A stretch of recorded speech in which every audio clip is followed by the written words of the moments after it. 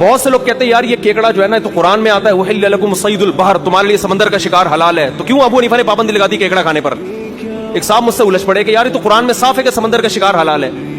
मैंने कहा यार ये बात मुझे बताओ, तुम्हारी समझ में आ रही है कि कुरान में साफ है कि समंदर का शिकार हलाल है, तो इसका अगर ये मतलब है तो फिर कोई एक सहाबी तो दिखाओ जिन्होंने केकड़ा खाया हो भाई, कोई एक ताबी तो दिखाओ जिन्होंने केकड़ा खाया हो।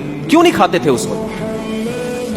कुरान की आयत का मतलब उहिल्ल लकुम सईदुल बहर, ये हरम से मुताल्लिक है। इससे पहले वाली आयतों में है कि हालत एहराम में खुश्की का शिकार हराम है। इससे पता चलता है, इससे मुराद क्या है कि हालत एहराम में समंदरी शिकार पर पाबंदी नहीं है। इसमें यह नहीं बताया जा रहा है समंदर की कौन सी मखलूक हलाल है तो कौन सी हराम है। इसमें तो यह बताया जा रहा है कि एहराम की शिकार वाली पाबंदियां खुश्की के जानवरों पर लागू होती हैं, समंदरों के जानवरों पर लागू नहीं होती। बस आप रेफरेंस देख रहे हैं, आयत नंबर भी कोट कर दी मोहतरम ने और हदीस हवाला भी दे दिया।